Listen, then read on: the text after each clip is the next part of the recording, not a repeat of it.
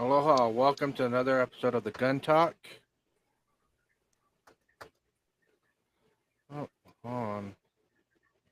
Technical issues going on.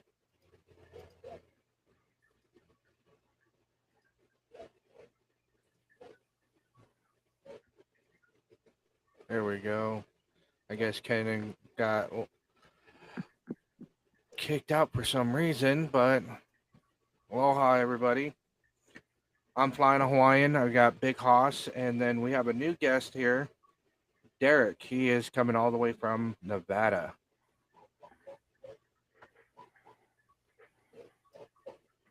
So before we continue on, we're How's going it to going? All right. Before we continue on, we're going to hear some from a couple of our sponsors.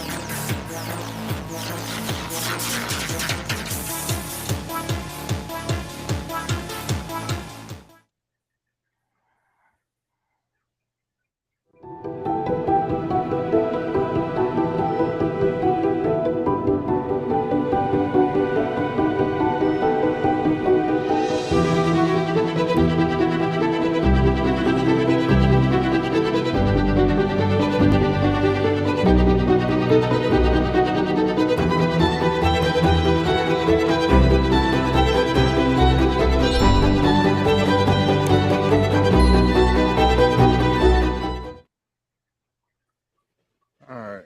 Hey, Derek, why don't you tell us a little bit about yourself and what brings you on the channel? Hi, I'm Derek. You can find me on YouTube under Copperhead Concepts or Instagram at Copperhead_concepts. I have a background in military and in the security field. Did a handful of years in the Air Force and attended a executive protection course down in SoCal. Certified pistol instructor and aspiring gun tuber.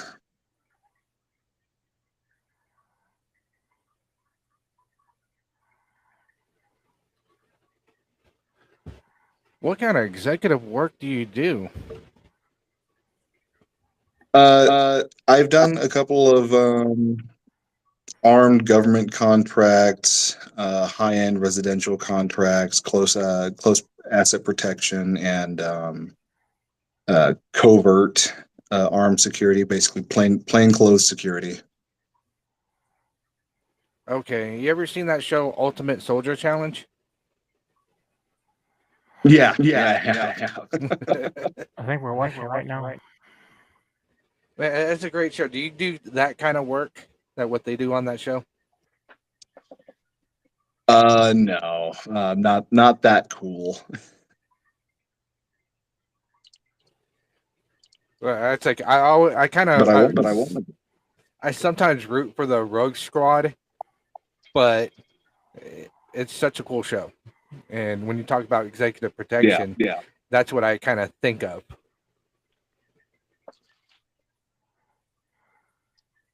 But that's a pretty cool No, job. it's yeah. No, I definitely have gotten to meet some cool people while actually attending the course. They also run a security firm, and they do executive protection for movie stars, artists, sports stars. So we ended up doing a security for a party where a lot of TV and movie stars were actually attending. Oh, that's really cool. Like, what's the fanciest or the high end?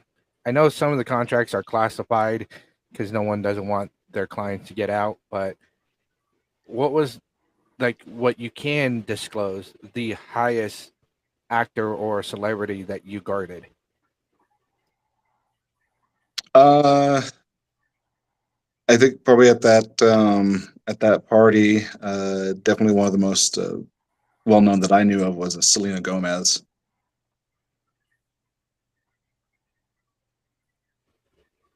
Wow, Selena Gomez. Yeah, yeah. Yeah, yeah. That's really cool. Yeah.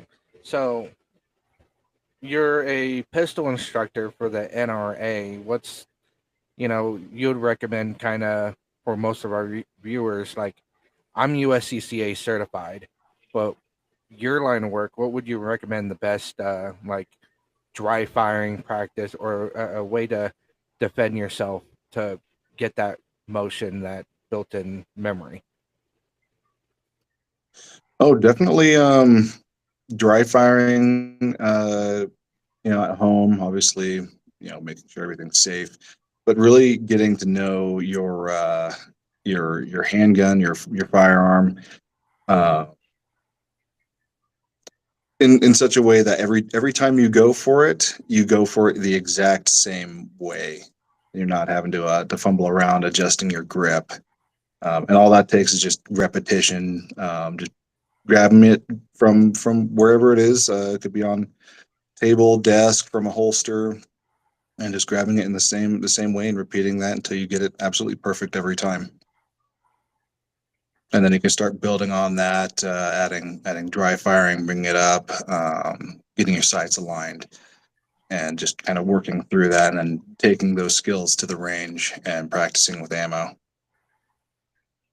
Okay, because I know Canon and Big Hoss, they're gun advocates as well too. Me, even though I'm a gunsmith and also firearm instructor, I use a cool fire trainer barrel that gives a real life recoil action when I'm dry firing,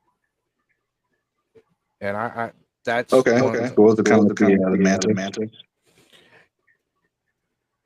Yeah, I use it with the Mantis Laser Academy and just doing little dry firing drills. But it gives the most real life feeling when you're shooting. So it only cost me about a little over $500 for the setup, but I get about 1,000 rounds of dry firing.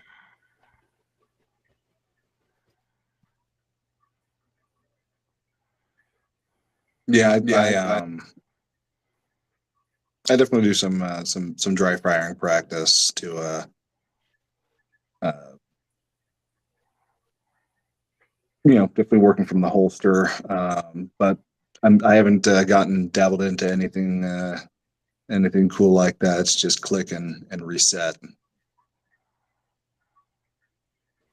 Yeah, the like the SIRT pistols and snap caps are a great way to train, but I I, I like to train in more realistic feeling because it helps me build the memory of how my gun's gonna react and how I can control it and like that.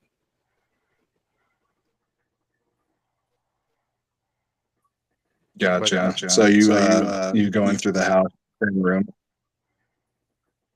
I technically I live in an RV, so I sit down at my desk and I'll have that the barrel in it, and I'll act like I'm popping around the corner, hit target a few times with it, and trying to keep myself more aware of my situations. And the bad thing is me living in an RV is the walls are so thin, anything can come through it.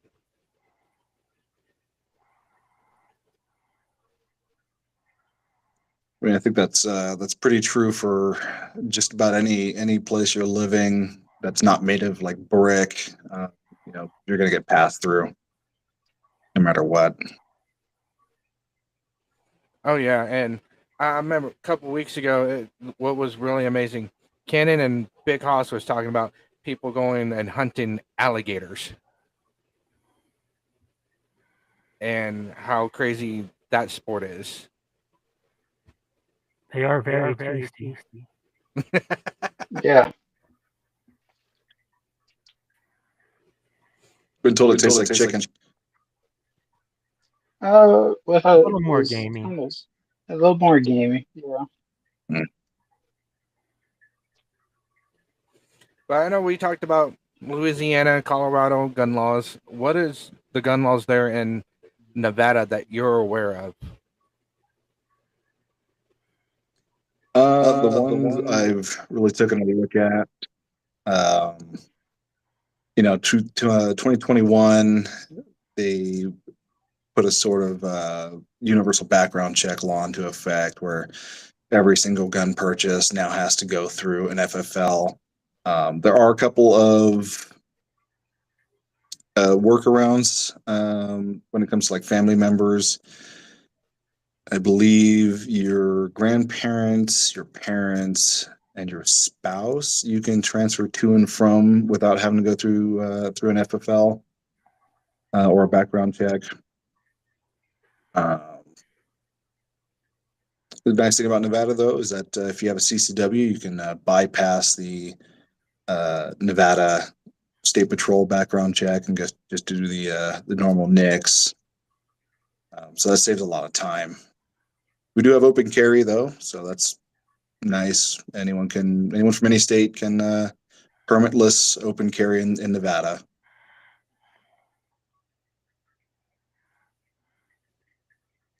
That's cool. That's how it is here. Yeah, You said you were from Louisiana. Yeah.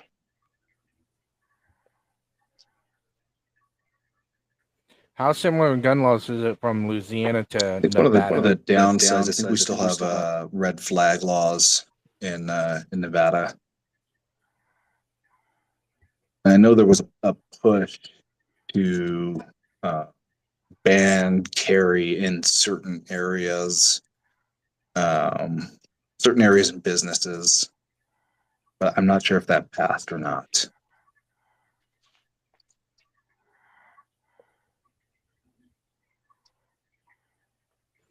Okay, what about Um, constitutional carry? No, I don't think Nevada is one of the states that has constitutional carry, unfortunately. I think there's a handful of states that do recognize Nevada's permits, though, and Nevada recognizes quite a few as well. Yeah, Colorado isn't one of the states that recognizes Nevada's CCW. No. Yeah, I'm here in Colorado. I have a Las Vegas CCW, and I can't even use it here in Colorado. And so I'm in the process of getting the CHP here in Colorado to be able to conceal carry here.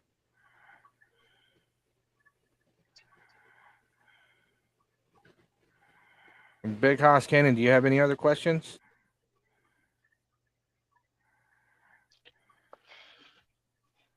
um,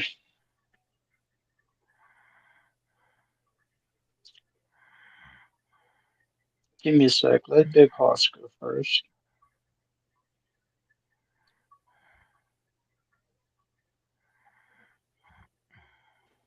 Well, we just had someone on YouTube ask about guns. What guns do we guys prefer?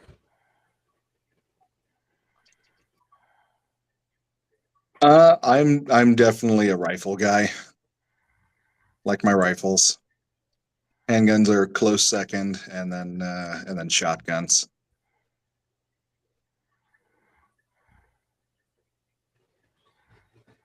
What kind of rifles? Like the ARs or AKs or something different? No, I like the obscure. Definitely a fan of a lot of the Cold War era rifles. Oh man, I think it's a tough pick between the AUG and the Galil ARM. But I think probably the Galil ARM is probably my favorite. Oh man, talking about Old times, and I got to go with the M1 Grand. Oh, classic. Yeah. You know, if we want to talk about handguns, I got to go with the 1911 throughout World War II.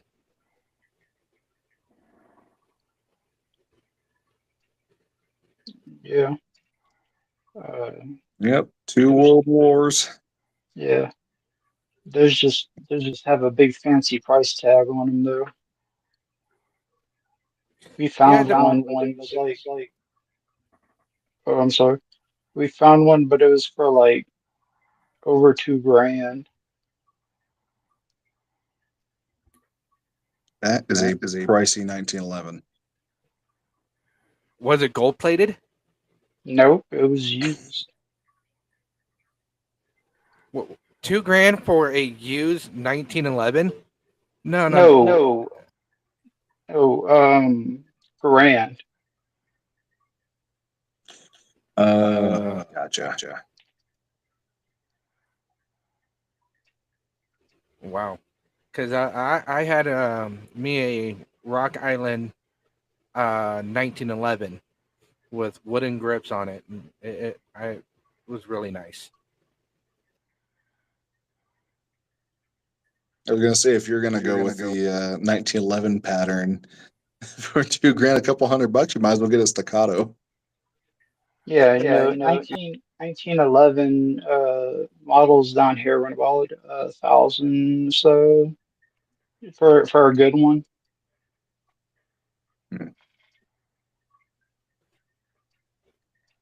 Well, I might have you guys jealous. I got my 1911 for free. Yeah, Because I want to get one.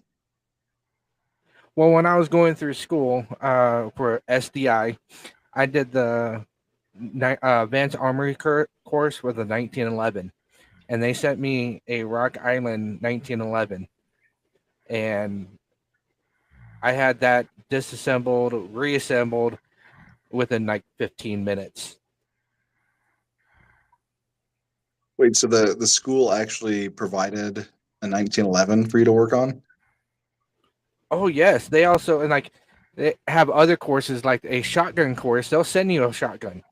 Okay, then the AR platform class, they'll send you either an AR-9, AR-10, or an AR-15 to build. That's wild. That's pretty cool though. I've been eyeing SDI. I just wasn't sure if, like, do you need a whole bunch of like tools already to work on any of the stuff to do the courses? Like, do you need like a drill press or anything like that? It's recommended to get a drill press, but they send majority of the tools to you. Like they'll send files, a cleaning kit, um, punches, and stuff like that. That typically a person would need to field strip, clean their firearm, and disassemble it to clean it more.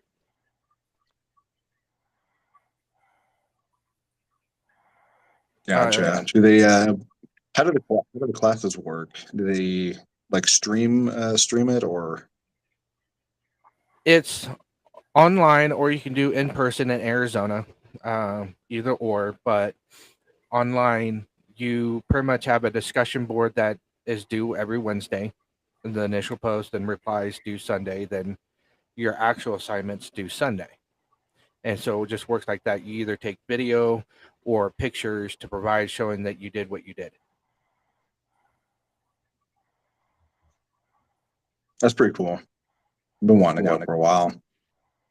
Oh yeah, I believe it's worth it. I loved it. And the teachers are very friendly, so are the students. And if you need help, they're right there to help you really quickly.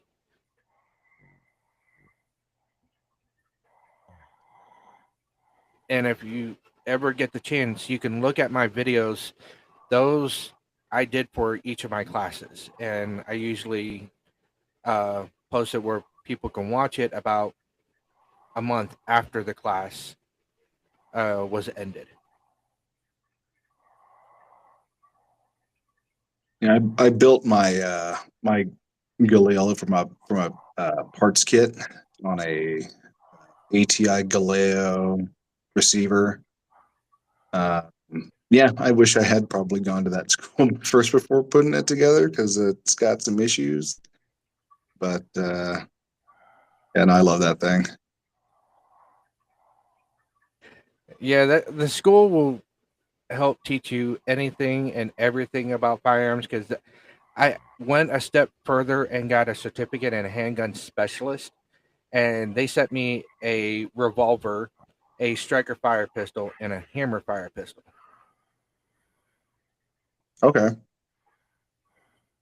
And with each of those, they provided tools and stuff that they were teaching within that class that actually helps. Like with the the striker fire class, they teach stimpling for the handgun.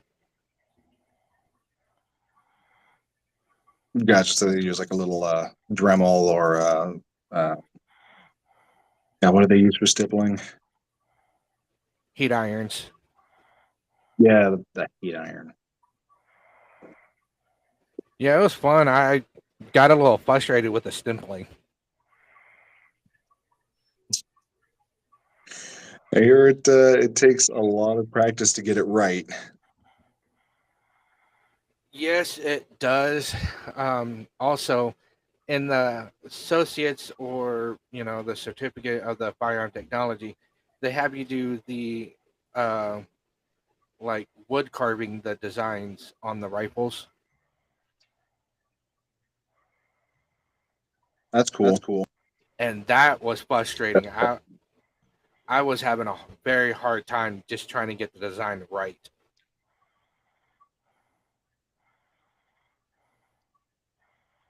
Yeah, I've got a I think it's a Cimarron 45 long Colt revolver that I want to get custom wood grips for. So yeah, knowing how to work with the wood's definitely a big help there. Man, Ken and Big Hots, you guys are kind of quiet. Oh, I'm just listening in. My my firearms that I own, I actually own a customized Ruger 1022, um, Bruno VZ24, Mosin Nagant, and who is it? Smith and Wesson Sigma.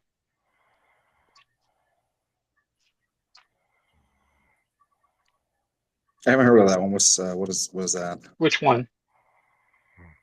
You said Smith and Wesson, right? Yeah, that one's one that was pretty big in the early 2000s. The only problem is the only safety it has on it is trigger control. Pretty much, they have a hardened trigger pull. Mm. So I mean, the trigger is quite hard to pull. It's quite ineffective if you're going for like a fast-paced shooting, but if you just need it for like home protection or something like that, I mean, you just shoot one shot at a time. Because once you pull the Is it trigger, a double the action trigger one? locks, and then you have to let go of it and then pull it again. Oh, that's odd. That's odd. That sounds like a double action. Yeah. Yeah, I remember shooting the bodyguard, I believe it was. It was a double action only. That was a heavy trigger pull on that as well.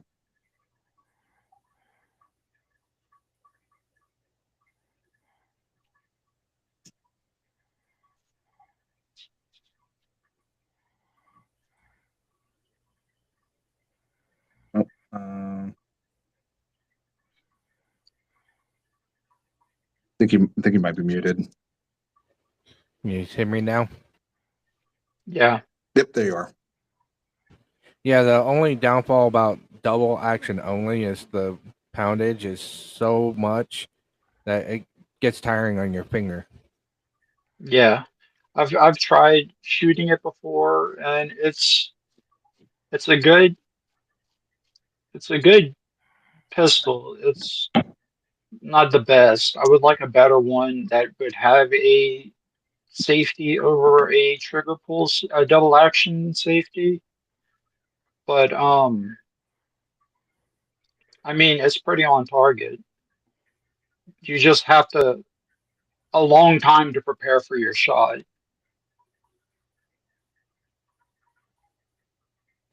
Yeah, yeah.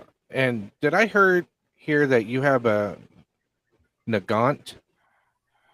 Yes, a Mosin I don't know if it's a refurbished one or a remanufactured one. I'm not sure, but I do have it with the original um hex key like screwdriver type one that's uh the Russians used to use that came with the rifle along with a kit that came with the rifle, two pouches with some grease and some stuff like that.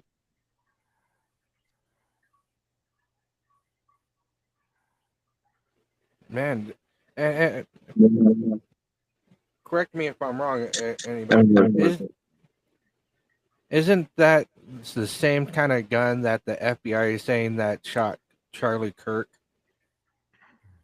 I don't know. No, no, they were saying it was a 30-06 hunting rifle.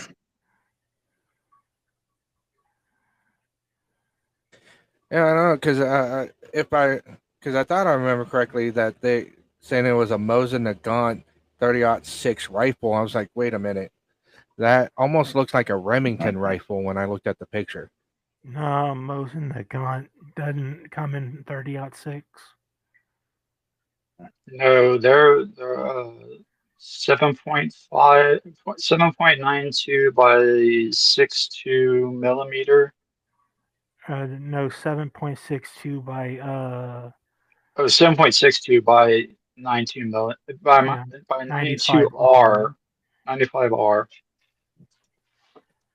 That's the only thing that I've heard them being carried in.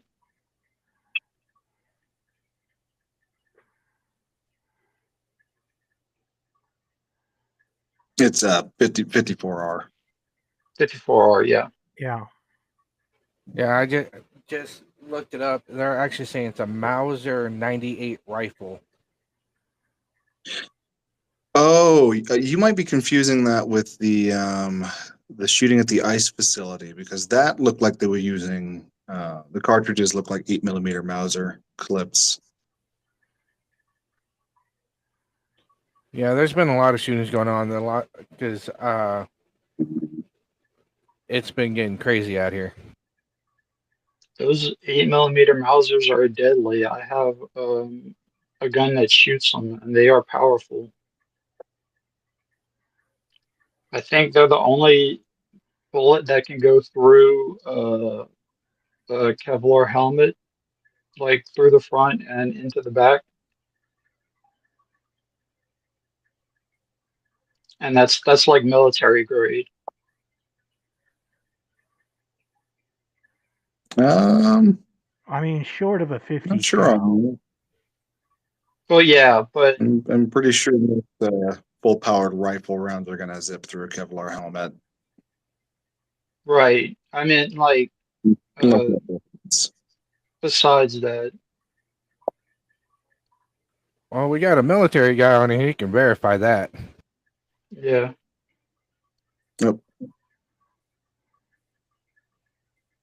What was some of the military rifles that you were like qualified for that you used during your time? Oh, sorry. I missed the first half of that question. What was some like the rifles or your duty guns that you had during that time that you liked the most?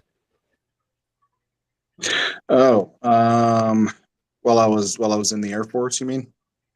Yes, sir. Yeah, so we qualified on the M16. Gotta say they were pretty beat up. Anything that you have to qualify on is going to be pretty beat up, and basic. But while um, I was in the ground transportation career field, so I got to shoot quite a few guns. They had me qualify on the M9. The M9 was cool. They also had me shoot pretty much anything that you could mount to a vehicle. So I got to shoot the M2, the Mark 19, 240 Bravo, and the 249. I think probably the 240 Bravo was my favorite to shoot. Um, out of all of them.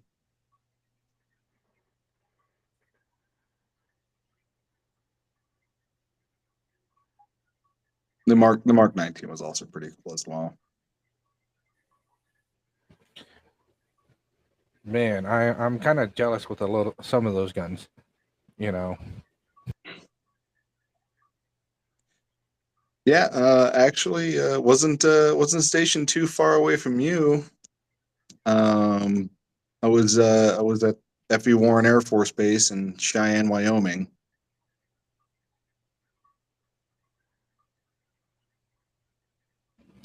I bet that was fun during the wintertime being up there. Yeah, when I first was stationed out there, I showed up right after New Year's, and I fly into Denver on a Southwest plane, and then we get into a small little prop plane that flies into Cheyenne Airport, which it could hardly be called an airport. But yeah, I get out and it's just snow everywhere. I call my dad and I tell him, um, yeah, it looks like I've been stationed on planet Hoth.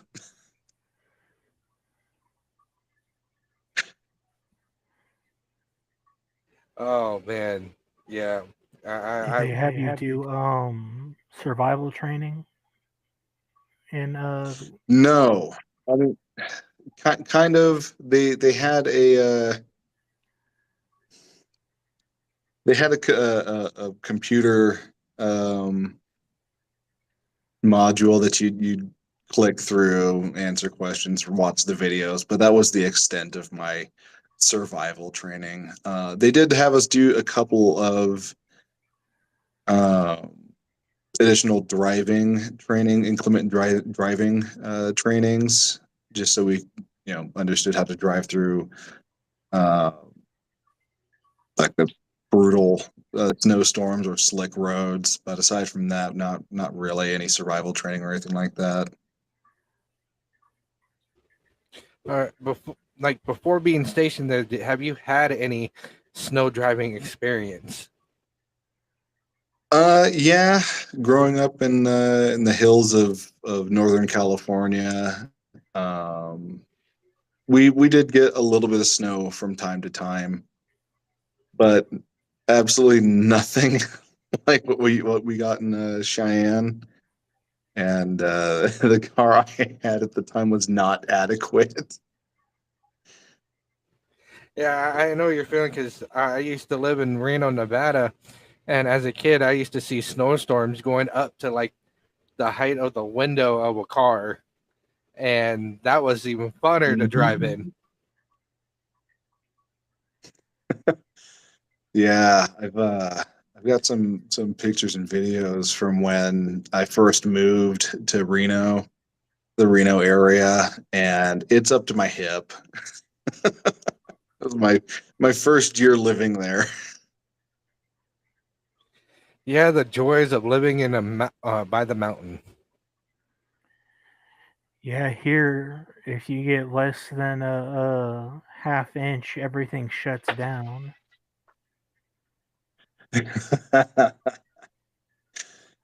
Yeah, I had a buddy that was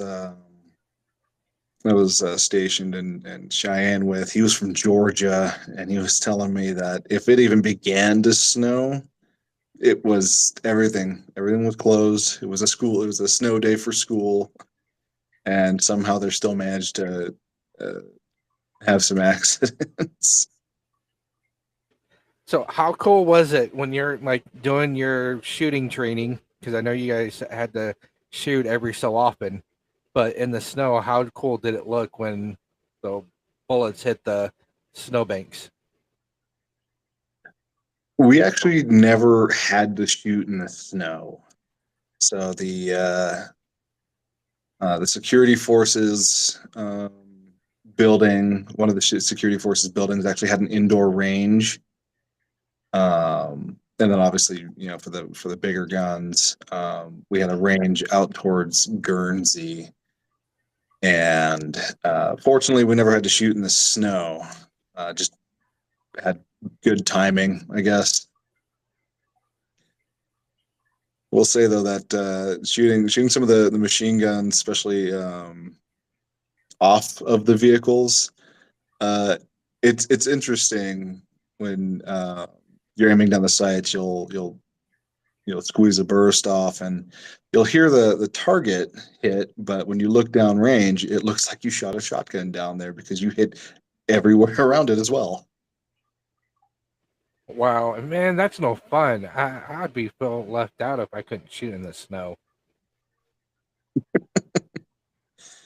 We did have a pretty tight knit group of guys, and everyone in our shop pretty much had a 4-wheel drive vehicle, jeeps, trucks, and whatnot. And every once in a while we'd have a weekend where we'd get all the guys together and head out off road in the snow, and they'd bring their guns out and we'd go shoot. At that point, I hadn't bought any of my own yet, but still got to shoot some of their stuff.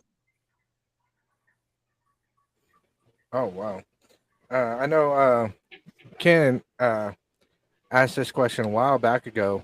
You know, pitch on the show. It's like if you were in apocalypse, what firearm would you choose to keep with you? Yeah, that was false that asked that. But yeah, that's a pretty good question. Ooh.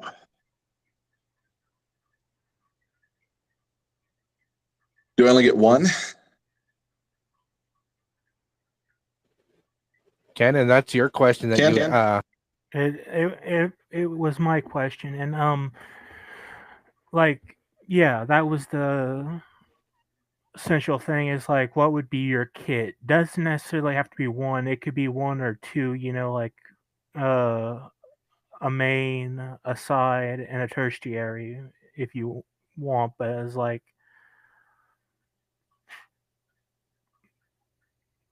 Okay. As a main or primary, I'm gonna have to go with.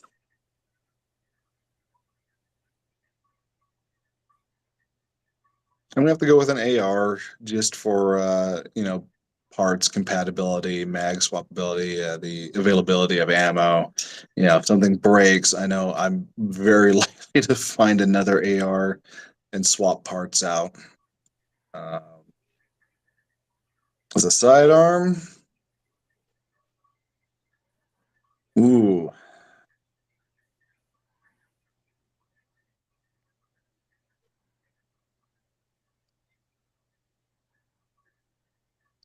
I'm not a huge fan of Glocks, but I might say Glock for the same reason. A 17 probably.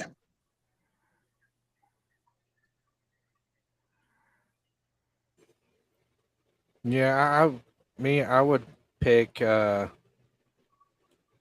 using my PSA dagger that I have. It's a little modified with a compensator on it, and then machete. At least I can still defend myself.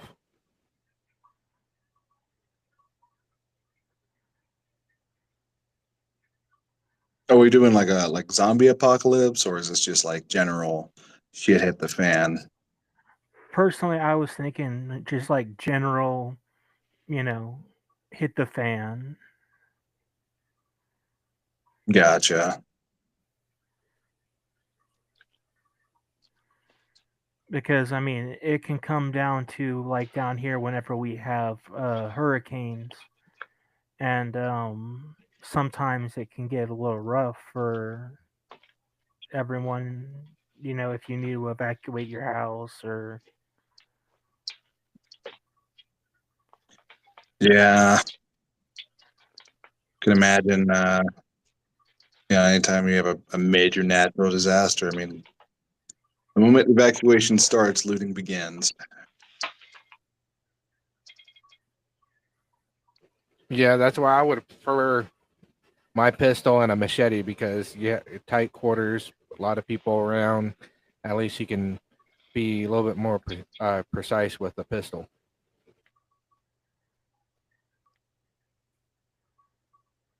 Could see that.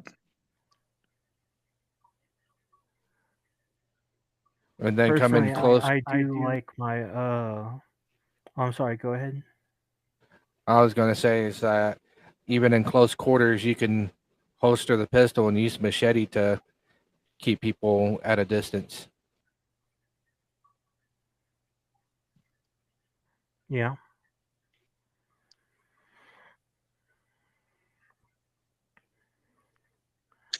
Yeah, I don't know. If you're getting into a knife fight with someone, something's already gone really, really wrong.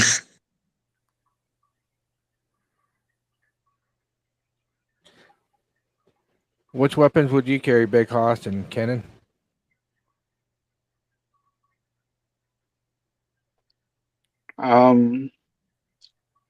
Probably my 9 millimeter and my 1022 because I have the most ammo with those, and the 22 would probably be an easier round to find. Um, and it's more useful than a giant 8 millimeter Mauser or most of the gun. I mean, those bullets are really hard to find, and they don't have scopes on them or anything like that. And so at least the 1022, if anything, we would have to do. We would have to, we could hunt squirrel and rabbit and stuff like that with them. You can also take down a boar if you aim just right. With a 22? Yeah. If you hit him in the head with a LR, it can take him down. Hmm. But you have to hit them in the brain pan, or else they will like burst your eardrum squealing. From what I understand. Yeah, I remember. I've never been boar hunting before, but I remember hearing a story about how I think he was a bow hunter, and he had a boar charge him, and he shot it with his sidearm, 9 millimeter, and it had broken the skin and had traveled around the skull because it had kind of deflected it in a way. Yeah. The best way to hit it is from the side, not from head on. Okay. Side or rear. Yeah, from the front they have very sloped skulls that can easily like deflect. It's like an old tank.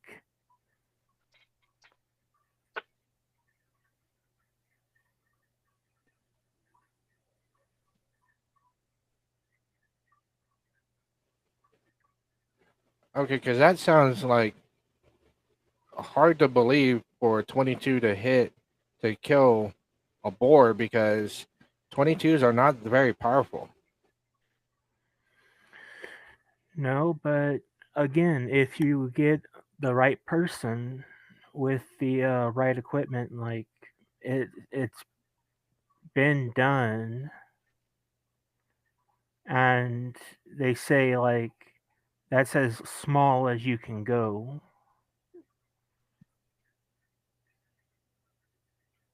Yeah, I know back in the Wild Wild West time, they had 22s and was barely coming out with higher calibers.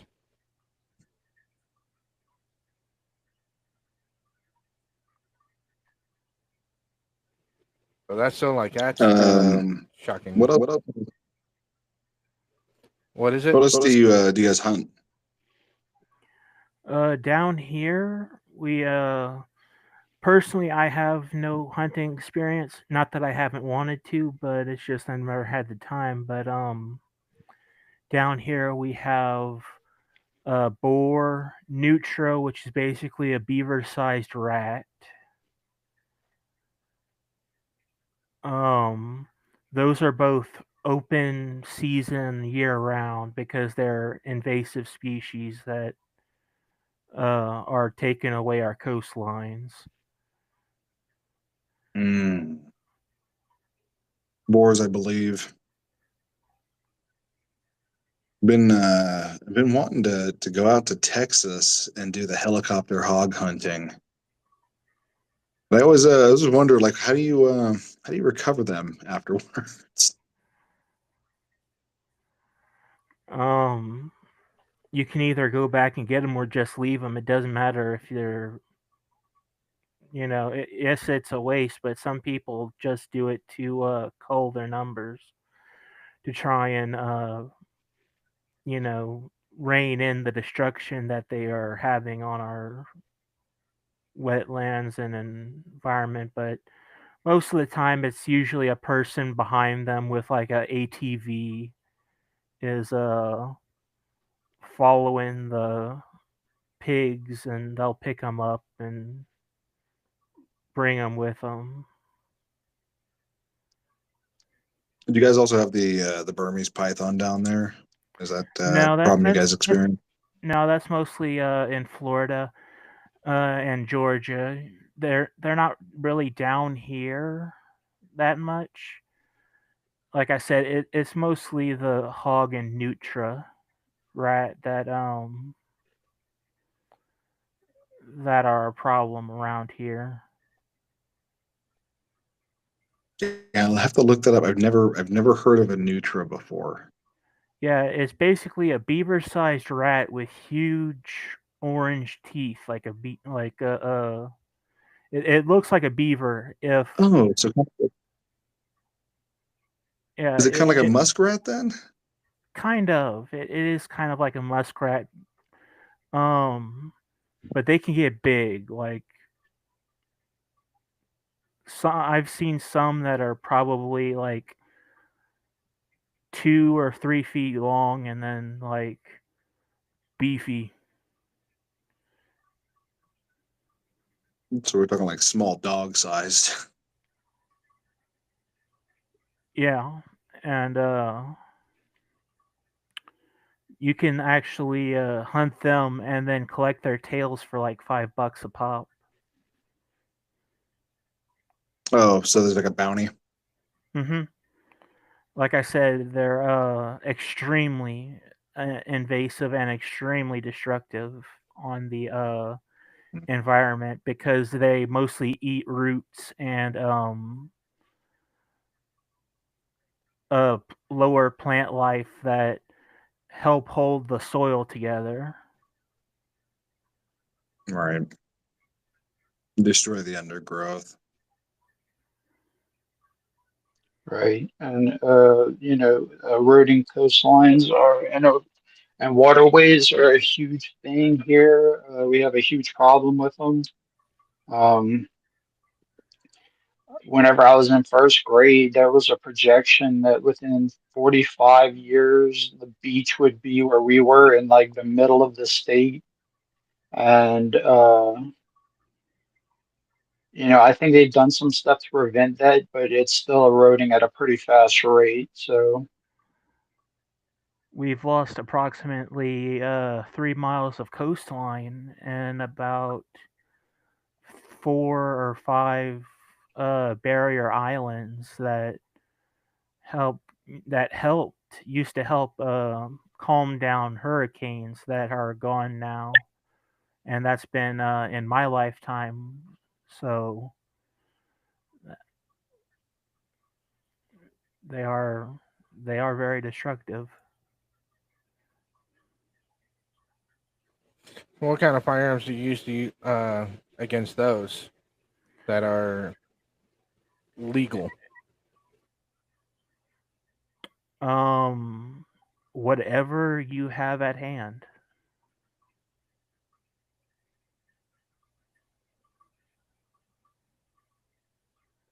There are no restrictions on gun use for either bore or Nutra. So, like, you can either devastate them with a 12 gauge or just shoot them in the head with a something smaller. But it's just whatever you have at hand you can use. Okay, because I know during hunting seasons they limit what kind of firearm you can use and caliber, especially for deer season and all that. Down here it's less about caliber, more about gun type they limit the season to. Um like if you go I mean if you go out hunting, if it's not in a season, it's okay. If it's in a specific season, you do have to use the accompanying uh weapon that they say is like we have a rifle season, but it doesn't really limit the caliber. It just you either have to use a rifle or a shotgun. Um, bows, we have a bow season, but if you're handicapped, you're able to use crossbows.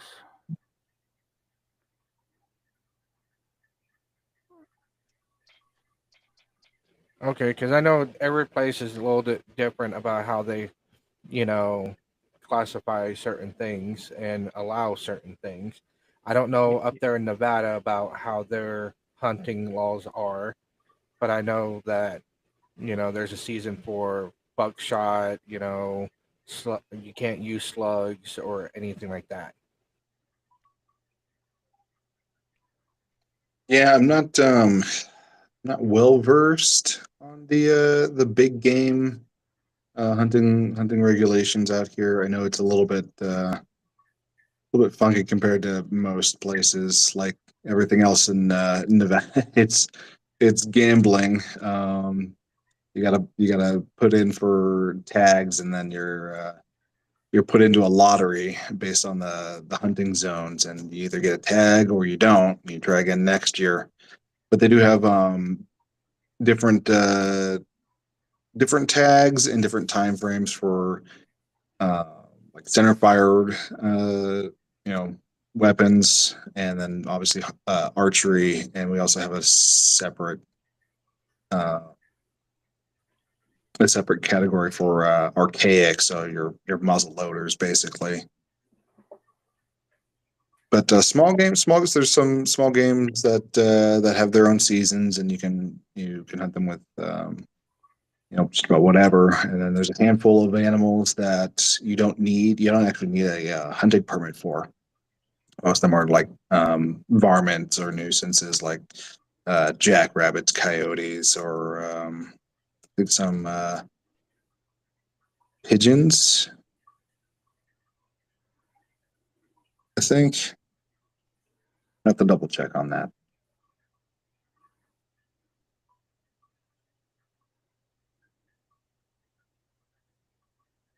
Yeah, I'm just looking over some of Colorado's regulations, and they're not straightforward unless I have to digging more into it, but they do have a muzzleloader season and all that. I've been wanting to get into muzzle loaders. Yeah, I've been looking at the I think it's Pedersoli's Jaeger rifle flintlock. I haven't dealt with flintlock, but I built a. It says 50 caliber. It's a front end muzzleloader, but it uses a percussion cap. Okay, cap and ball. Yeah, I've been having a difficult time trying to find the black powder and the caliber ball, but as soon as I do get it, I'm gonna go shoot it. You should have just I gotten lead in a think mold.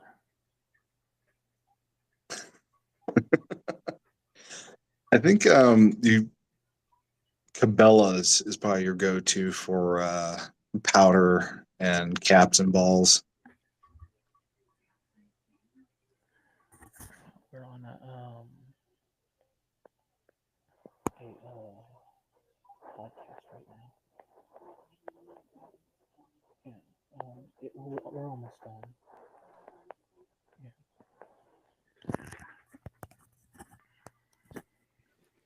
Having a hard time hearing you, Big Hoss.